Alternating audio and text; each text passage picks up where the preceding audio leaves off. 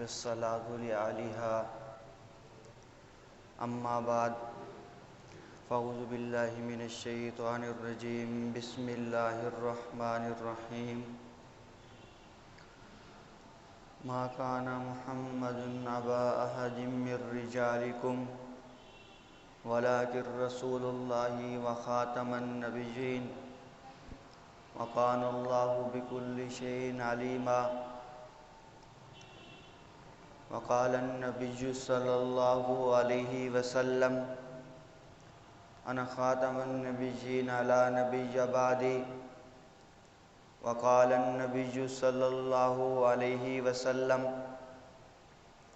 کیف انتم اذا نزل ابن مریم فیکم وامامکم منکم وقال النبی صلی اللہ علیہ وسلم لليهود ان عیسیٰ لم يمت وانه راجع الیکم قبل یوم القیامہ صدق اللہ العظیم وصدق رسولہ النبی الامی الکریم ونحن علی ذلک لمن الشاہدین والشاکرین والحمد للہ رب العالمین۔ جب تک بکا نہ تھا کوئی پوچھتا نہ تھا، جب تک بکا نہ تھا کوئی پوچھتا نہ تھا، میرے آقا آپ نے خرید کر انمول کر دیا۔ حضور آئے تو سر آفرینش پا گئی دنیا، اندھیروں سے نکل کر روشنی میں آ گئی دنیا۔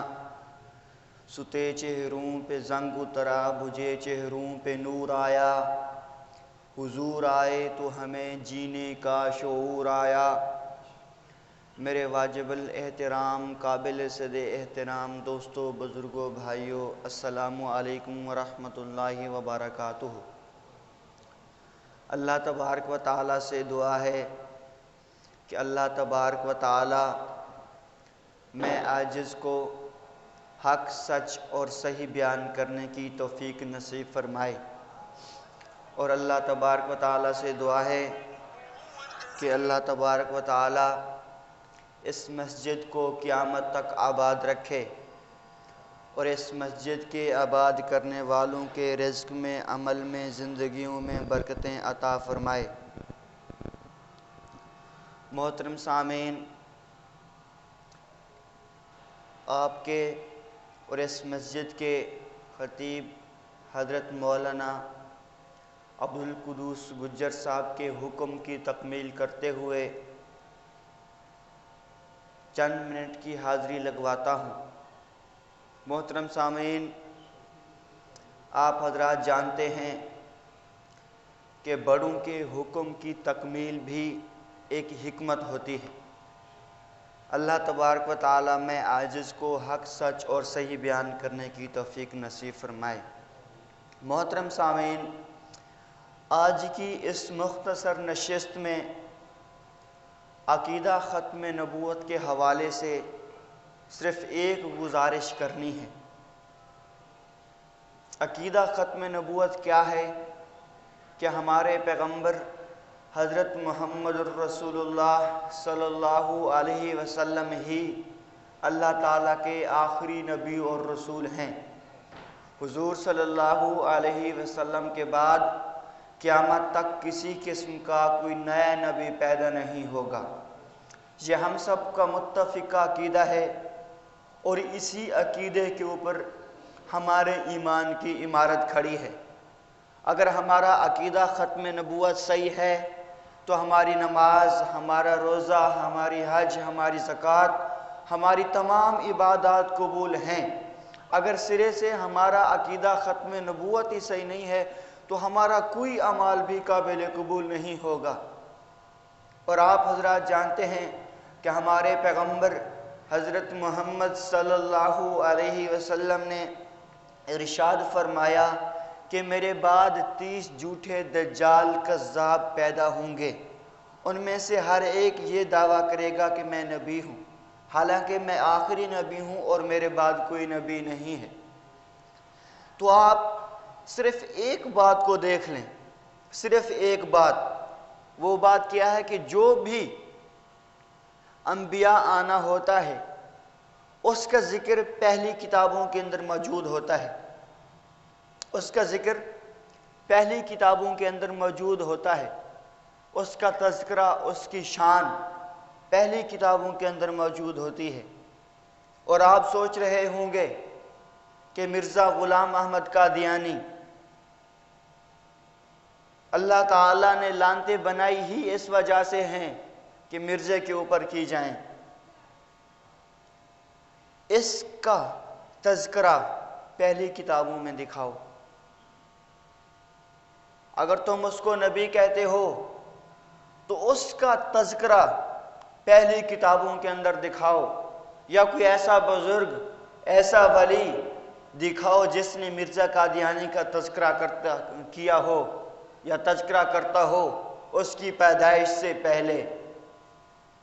پیدائش کے بعد کی تو بعد کی بات ہے، پیدائش سے پہلے کوئی تذکرہ کرتا ہو، اور تم یہ کہتے ہو کہ چلو ٹھیک ہے وہ جھوٹا ہے، آپ اپنے نبی کا تذکرہ دکھاؤ پہلی کتابوں کے اندر، تو ہم تو ان کو لائبریری پوری ہی دکھا دیں گے کہ جب ہمارے پیغمبر پیدا ہی نہیں ہوئے تھے، یہ ہمارے پیغمبر کی شان اور یہ ہمارے پیغمبر کا تذکرہ ہے۔ ہمارے پیغمبر حضرت محمد صلی اللہ علیہ وسلم کے پیدا ہونے سے پہلے ایک بہت بڑے بادشاہ گزرے ہیں، تبہ حمیری۔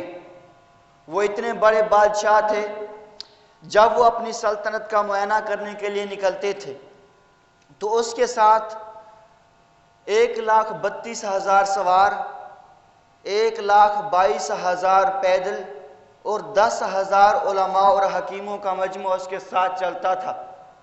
اتنی بڑی اس کی شان و شوکت تھی، اور اس کا یہ اصول تھا کہ جس شہر کے اندر بھی جاتا تھا وہ شہر سے تھوڑا سا فاصلے پر، شہر سے تھوڑا سا دور اپنا پڑاؤ ڈالتا تھا۔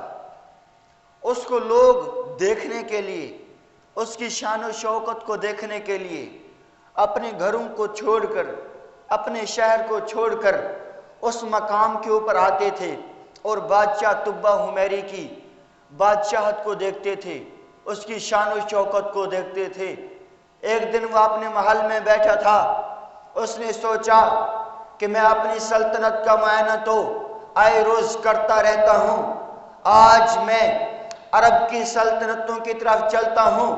میں نے عرب کی سلطنتوں کے بارے میں بڑی باتیں سنی ہیں کہ ان کے بادشاہ بڑی شان و شوکت کے ساتھ زندگی گزارتے ہیں، آج میں چل کر تھوڑا سا دیکھوں تو صحیح، نظر تو دوڑاؤں کہ اس شہر کے اندر بادشاہ عرب کی سرزمینوں کے اوپر کیسے زندگی گزارتے ہیں۔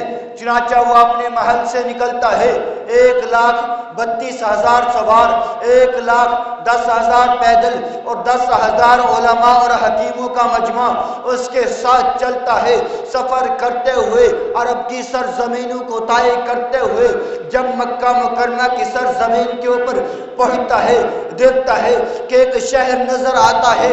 وہ اپنی عادت کے مطابق شہر سے تھوڑا سا فاصلے کے اوپر، شہر سے تھوڑا سا پہلے اپنا پڑاؤ ڈالتا ہے، اپنے خیمے گاڑ دیتا ہے اور انتظار کرتا ہے کہ اس شہر کے لوگ مجھے دیکھنے کے لیے، میری شان و شوکت کو دیکھنے کے لیے اپنے گھروں کو چھوڑ کر، اپنی گلیوں کو چھوڑ کر، اپنے شہر کو چھوڑ کر دیکھنے کے لیے آئیں گے۔ جب 2 دن گزر جاتے ہیں، اس مکہ شہر سے ایک بندہ بھی دیکھنے کے لیے اس تبہ حمیری کو نہیں آتا۔ بادشاہ پریشان ہے، تبہ حمیری سوچتا ہے جیسا کون سا شہر ہے، جیسا کون سا محلہ ہے، اس شہر کے اندر ایک ایسی کون سی چیز ہے کہ لوگ اس کو تو دیکھ رہے ہیں، مجھے دیکھنے کے لیے نہیں آ رہے۔ بادشاہ اپنے ایک وفد تیار کرتا ہے کہ تم جاؤ اس شہر میں دیکھو کہ لوگ مجھے دیکھنے کے لیے کیوں نہیں آ رہے۔ وہ وفد جاتا ہے، دیکھتا ہے کہ اس شہر کے اندر ایک چھوٹا سا گھر بنا ہوا ہے، لوگ اس کے ارد گرد طواف کر رہے ہیں، اور جو دور دور سے لوگ اس کے طواف کے لیے آتے ہیں اور جو لوگ وہاں پر مقیم ہیں ان کو پیسے، سونا اور درہم دیتے ہیں، وہ مقیم لوگ اس کے بدلے میں ان کو پانی اور کھانا مہیا کرتے ہیں۔ جب وہ وفد دیکھتا ہے کہ اس گھر کے اندر ارد گرد چکر لگا رہے ہیں، طواف کر رہے ہیں، وہ وفد واپس آتا ہے، بادشاہ کو کہتا ہے بادشاہ سلامت، اس شہر کے اندر ایک چھوٹا سا گھر بنا ہوا ہے، لوگ اس کے ارد گرد طواف کرتے ہیں اور دور دور سے لوگ چل کر اس کو دیکھنے کے لیے آتے ہیں۔ بادشاہ پریشان ہو جاتا ہے کہ یہ ایسی کون سی چیز ہے، یارب کا کون سا شہر ہے کہ یہاں کے لوگ اس چیز کو تو دیکھ رہے ہیں، مجھے دیکھنے کے لیے نہیں آ رہے۔ حالانکہ وہ بادشاہ جہاں بھی جاتا تھا لوگ اس کو دیکھنے کے لیے آتے تھے اور دور دور سے اس کی شان و شوکت کو دیکھنے کے لیے آتے تھے کہ اتنا بڑا بادشاہ ہے۔ بادشاہ نے کہا کہ لوگ اس گھر کو دیکھ رہے ہیں، مجھے دیکھنے کے لیے نہیں آئے، تو میں اس گھر کو گرا دوں گا، نیست و نابود کر دوں گا۔ وہ گھر کس کا تھا؟ وہ اللہ کا گھر تھا، وہ بیت اللہ تھا۔ بادشاہ نے ارادہ کر لیا اس تبہ حمیری نے کہ میں اس کو گرا دوں گا۔ جب اس نے یہ ارادہ کیا تو اللہ تعالیٰ نے اس کو بیماری لاحق کر دی، اس کی آنکھوں سے اور کانوں سے خون بہنا شروع ہو گیا، خون بہنا شروع ہو گیا۔ اس کے ساتھ 10,000 علماء اور حکیم تھے، سب نے علاج کیا، ذرا برابر بھی افاقہ نہیں ہوا، بیماری بڑھتی چلی گئی۔ بادشاہ نے حکم کیا کہ اس علاقے کے علماء اور حکیموں کو لایا جائے تاکہ وہ میری اس بیماری کا علاج کر سکیں۔ دور دور سے علماء اور حکیموں کو لایا گیا، بادشاہ کی بیماری کو ذرا برابر بھی فرق نہیں ہوا۔ ایک عرصے کے بعد جب بیماری فل بڑھ گئی تھی، ایک عالم آتا ہے جو تورات کا بھی عالم تھا، زبور کا بھی عالم تھا، انجیل کا بھی عالم تھا۔ وہ بادشاہ کو کہتا ہے اے بادشاہ سلامت، آپ نے جو یہ ارادہ کیا ہے کہ میں اس گھر کو نیست و نابود کر دوں گا، صفحہ ہستی سے مٹا دوں گا، اگر آپ یہ ارادہ تبدیل کر دو تو شاید آپ کی بیماری ٹھیک ہو سکتی ہے۔ بادشاہ نے کہا ٹھیک ہے، میں اپنا یہ ارادہ ختم کرتا ہوں اور میں یہ ارادہ کرتا ہوں کہ میں بھی اس گھر کو دیکھنے کے لیے جاؤں گا اور اس کا طواف کروں گا، اور وہاں پہ جو مقیم لوگ ہیں ان کو میں 700 دینار دوں گا۔ چنانچہ بادشاہ اپنا پڑاؤ وہاں سے لیتا ہے اور بیت اللہ کی طرف چل پڑتا ہے، بیت اللہ کے ارد گرد طواف کرتا ہے، اپنا وعدہ پورا کرتا ہے اور ان کو 700 دینار دیتا ہے۔ علماء نے دیکھا کہ یہ تو وہی شہر ہے، اس شہر کے اندر ہمارے نبی آخر الزمان حضرت محمد صلی اللہ علیہ وسلم ہجرت کر کے آئیں گے۔ چنانچہ انہوں نے بادشاہ کو کہا اے بادشاہ سلامت، اس شہر کے قریب ایک یثرب نامی شہر ہے جو کھجوروں والا شہر کے نام سے مشہور ہے، اس شہر کے اندر ہمارے پیغمبر بھی آئیں گے، چنانچہ ہجرت کر کے جائیں گے، ہم اس شہر میں چلتے ہیں۔ اور اس علماء بادشاہ کو کہتے ہیں کہ ہم اس شہر کا بھی سلطنت کا معائنہ کرتے ہیں، اس کو بھی دیکھنے کے لیے چلتے ہیں۔ اس شہر کی نشانیاں ان کی کتابوں کے اندر موجود تھیں اور ہمارے پیغمبر حضرت محمد صلی اللہ علیہ وسلم کا تذکرہ بھی موجود تھا۔ جب علماء نے دیکھا، بادشاہ کو تیار کیا کہ ہم اس شہر کا معائنہ بھی کرتے ہوئے چلے۔ چنانچہ بادشاہ اپنی ساری عوام کو لے کر اس شہر میں پہنچتا ہے، پھر اس کے علماء اپنی کتابیں کھول کر دیکھتے ہیں کہ یہی وہ شہر ہے جہاں پر ہمارے نبی آخر الزمان تشریف لائیں گے۔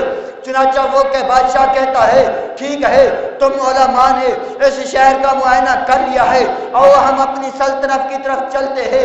کافی دن گزر گئے، ہم باہر گھوم رہے ہیں، آؤ ہم اپنی سلطنت کی طرف چلتے ہیں۔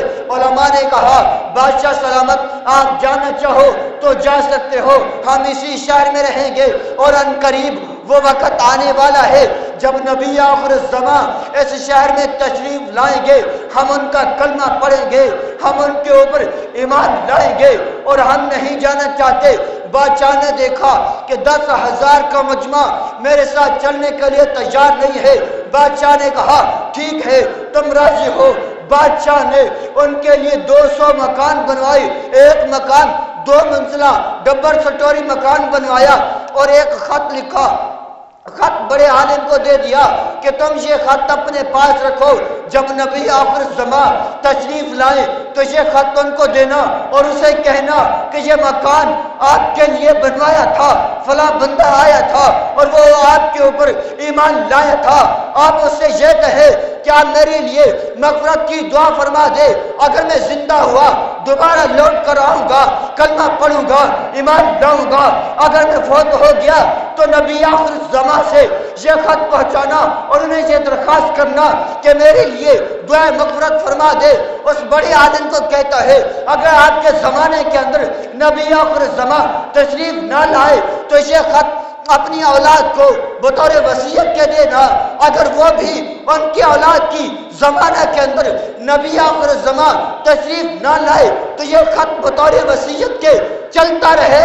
جب ہمارے پیغمبر کچھ عرصے کے بعد مکہ مکرمہ کے اندر پیدا ہوتے ہیں اور ہجرت کا حکم ہوتا ہے، ہجرت کرتے ہوئے جب مدینہ منورہ پہنچتے ہیں، سارے صحابی یہ چاہتے ہیں کہ حضور میرے گھر تشریف لائے، میرے مہمان بنے۔ ہر صحابی نے اپنا یہ ارادہ حضور کو واضح کیا۔ حضور نے کہا کہ میں اپنی اونٹنی کی مہاریں چھوڑ رہا ہوں، جہاں پر میری اونٹنی جا کر بیٹھے گی میں وہیں پر مقام کروں گا، وہیں پر قیام کروں گا۔ چنانچہ حضور نے اپنی اونٹنی کی مہاروں کو چھوڑ دیا اور وہ اونٹنی چلتی گئی، اسی ڈبل سٹوری مکان کے سامنے جا کر بیٹھ گئی۔ وہ مکان اس وقت حضرت ابو ایوب انصاری کے پاس تھا۔ یہ ہے ہمارے نبی کی شان۔ ابھی ہمارے پیغمبر حضرت محمد صلی اللہ علیہ وسلم ابھی پیدا ہی نہیں ہوئے تھے، اس وقت بھی ہمارے پیغمبر حضرت محمد صلی اللہ علیہ وسلم کا تذکرہ تھا۔ جو مکان کئی سو سال پہلے ایک بادشاہ تبہ حمیری نے ہمارے نبی کے لیے بنوایا تھا، وہ مکان اس وقت حضرت ابو ایوب انصاری رضی اللہ تعالیٰ عنہ کے پاس تھا۔ حضور نے اسی مکان کے اندر قیام کیا۔ عرض کرنے کا مقصد یہ ہے کہ نبی وہ ہوتا ہے جس کی شان اس کے پیدا ہونے سے بھی پہلے سے ہو، جس کی شان، جس کا تذکرہ اس کے پیدا ہونے سے بھی پہلے سے ہو۔ یہ تو حضور کی ولادت سے کچھ سال پہلے کی بات ہے۔ اگر ہم اس سے بھی پیچھے چلے، جب سیدنا عیسیٰ علیہ السلام اس دنیا کے اندر نبی بن کر آئے تھے، حضور صلی اللہ علیہ وسلم کی ولادت سے تقریباً 600 سال پہلے، اس وقت بھی جب ہمارے پیغمبر کا تذکرہ حضرت عیسیٰ علیہ السلام نے اپنی آسمانی کتابوں کے اندر پڑھا کہ میرے بعد ایک نبی آئے گا جس کا نام اسمہ احمد، اس کا نام احمد ہوگا۔ جب حضرت عیسیٰ علیہ السلام نے ہمارے پیغمبر کی شان و شوکت کو پڑھا تو یہ دعا مانگنے کے لیے مجبور ہو گئے، یا اللہ مجھے آخری نبی کا امتی بنا دے۔ یہ ہے ہمارے نبی کا تذکرہ۔ ہمارے نبی صلی اللہ علیہ وسلم کی پیدائش سے 600 سال پہلے حضرت عیسیٰ علیہ السلام یہ دعا مانگی، یا اللہ مجھے آخری نبی کا امتی بنا دے۔ اور قادیانی کہتے ہیں کہ حضرت عیسیٰ علیہ السلام فوت ہو چکے ہیں۔ میں عقیدہ ختم نبوت کے ساتھ ساتھ یہ عقیدہ بھی مختصر عرض کر دیتا ہوں۔ قادیانیوں کا یہ عقیدہ ہے کہ حضرت عیسیٰ علیہ السلام فوت ہو چکے ہیں، ان کی قبر سری نگر کشمیر کے اندر ہے۔ ہم انہیں کہتے ہیں کہ حضرت عیسیٰ علیہ السلام زندہ آسمانوں کے اوپر ہیں، قیامت کے قریب تشریف لائیں گے اور ہمارے نبی کے امتی بنیں گے۔ قادیانی کہتے ہیں کہ حضرت عیسیٰ علیہ السلام فوت ہو چکے ہیں، ہم کہتے ہیں حضرت عیسیٰ علیہ السلام فوت نہیں ہوئے بلکہ زندہ آسمانوں پر موجود ہیں۔ ہم ایسے اپنی طرف سے نہیں کہہ رہے، بلکہ حضور صلی اللہ علیہ وسلم نے فرمایا लिल-यहूदी इन्ना ईसा लम यमुत व इन्नहु राजिउन इलैकुम क़ब्ल यौमिल क़ियामा। और हुजूर सल्लल्लाहु अलैहि वसल्लम ने फरमाया कैफ़ा अंतुम इज़ा नज़ला इब्नु मरियम फ़ीकुम व इमामुकुम मिनकुम। और अल्लाह तबारक तआला ने कुरान मजीद के अंदर हमें बताया हुवल्लज़ी अरसला रसूलहु बिल हुदा व दीनिल हक़ लियुज़हिरहु अला दीनि कुल्लिह, कि हमने हज़रत ईसा अलैहिस्सलातु वस्सलाम को दीन और हिकमत दे के भेजा ताकि वो पूरी इस कायनात के अंदर अपने दीन को फैलाएं। तो हज़रत ईसा अलैहिस्सलातु वस्सलाम इस दुनिया के अंदर, पूरी दुनिया के अंदर दीन को फैलाया। उनके ऊपर चंद लोग ही ईमान लाए थे। इसका मतलब यह है कि अभी अल्लाह ताला की ये बात बाकी है। हज़रत ईसा अलैहिस्सलातु वस्सलाम दोबारा तशरीफ लाएंगे और हमारे नबी के दीन को इस पूरी दुनिया में फैलाएंगे। हुज़ूर सल्लल्लाहु अलैहि वसल्लम ने खुद फरमाया लिल यहूदी इन्ना ईसा लम यमुत, ए यहूदियों तुमने हज़रत ईसा अलैहिस्सलातु वस्सलाम को कत्ल नहीं किया। लिल यहूदी इन्ना ईसा लम यमुत व इन्नहु राजिउन इलैकुम क़ब्ल यौमिल क़ियामा, कि वो दोबारा लौट कर क़यामत के करीब आएंगे। तो कादियानियों का अकीदा बातिल है। कादियानी कहते हैं कि हज़रत ईसा, और ये आपको एक और बात बताऊं, जब मिर्ज़ा कादियानी ने ईसा होने का दावा नहीं किया था, उस वक़्त मिर्ज़ा कादियानी भी कहता था कि हज़रत ईसा अलैहिस्सलातु वस्सलाम जिंदा हैं। जब इसने ये इरादा किया कि मैं ईसा बिन मरियम होने का दावा करता हूँ, मैं ईसा हूँ, तब इसने लिखा कि हज़रत ईसा अलैहिस्सलातु वस्सलाम फौत हो चुके हैं, उनकी कब्र श्रीनगर कश्मीर के अंदर है और मैं ईसा हूँ। नऊज़ बिल्लाह।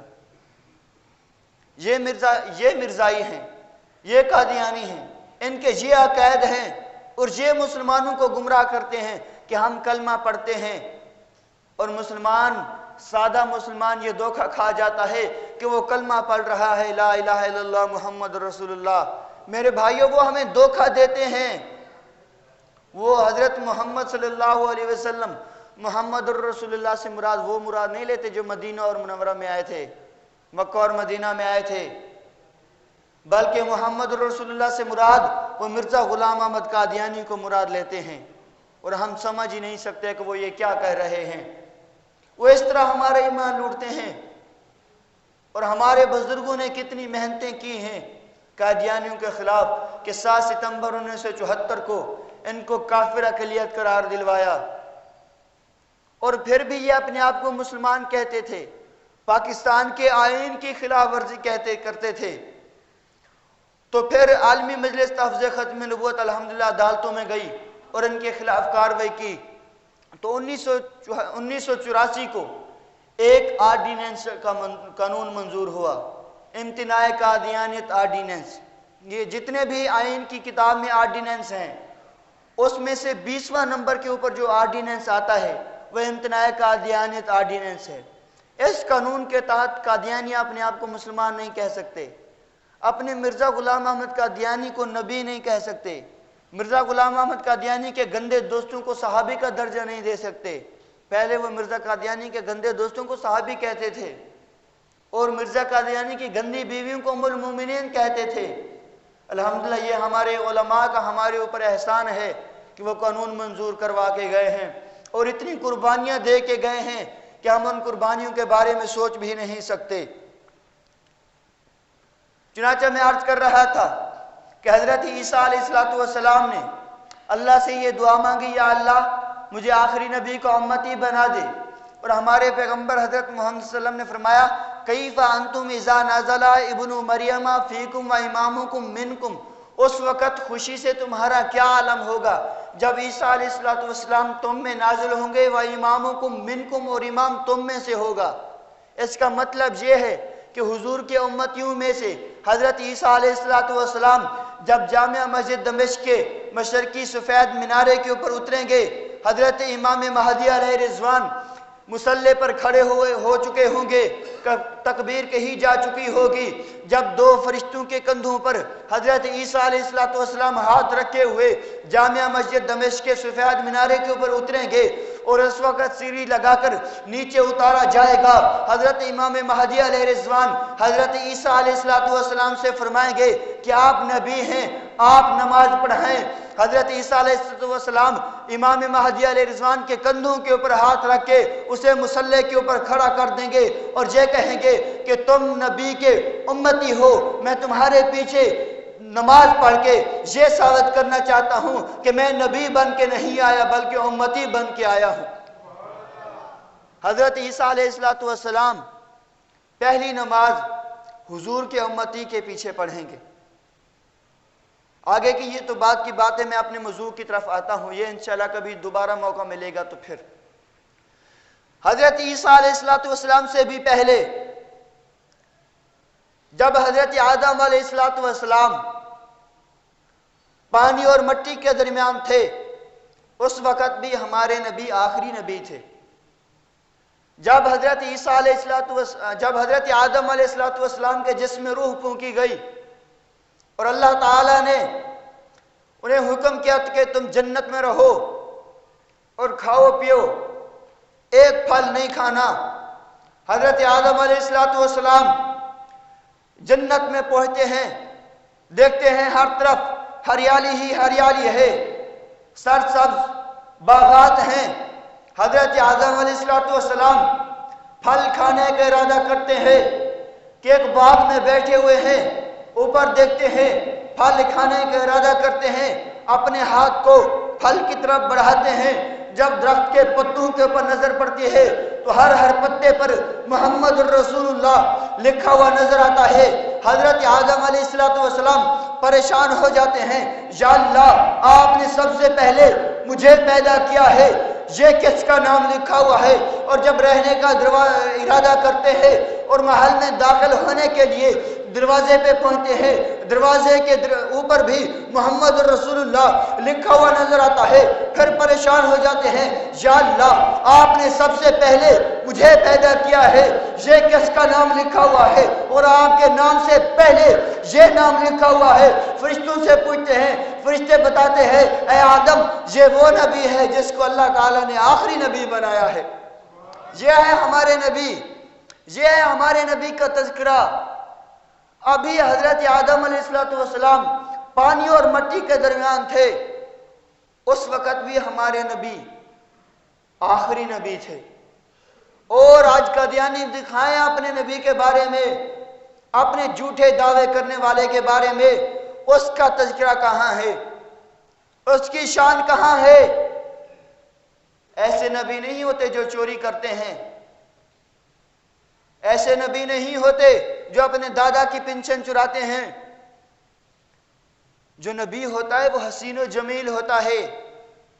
آپ دکان پہ جاؤ نا سیب لینے کے لیے تو آپ کانا سیب نہیں لیتے، اور ان بدبختوں نے کانا نبی بنایا ہوا ہے، جس کی آنکھ کے اندر آنکھ جس کی کانی ہو، جس کا پورا جسم ہی نہ ہو تو وہ نبی بن سکتا ہے؟ الحمدللہ ہمارے بزرگوں نے بڑی محنتیں کی ہیں اور ہمیں قانون پاس کروا کے دیے ہیں۔ آج ہم کھلم کھلا ختم نبوت کا نعرہ لگاتے ہیں، چوکوں میں جا کر، چوراہوں میں جا کر ختم نبوت کا نعرہ لگاتے ہیں۔ اس وقت بھی ہمارے بزرگوں نے ختم نبوت کا نعرہ لگایا۔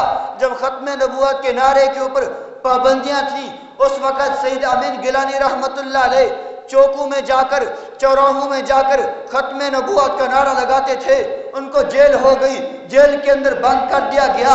بوڑھی ماں، نوجوان بیوی اس کو ملنے کے لیے جیل میں جاتے ہیں، تھانے دار ان کو کونے میں بٹھا دیتا ہے، ادھر سے سید امین گیلانی کو لایا جاتا ہے۔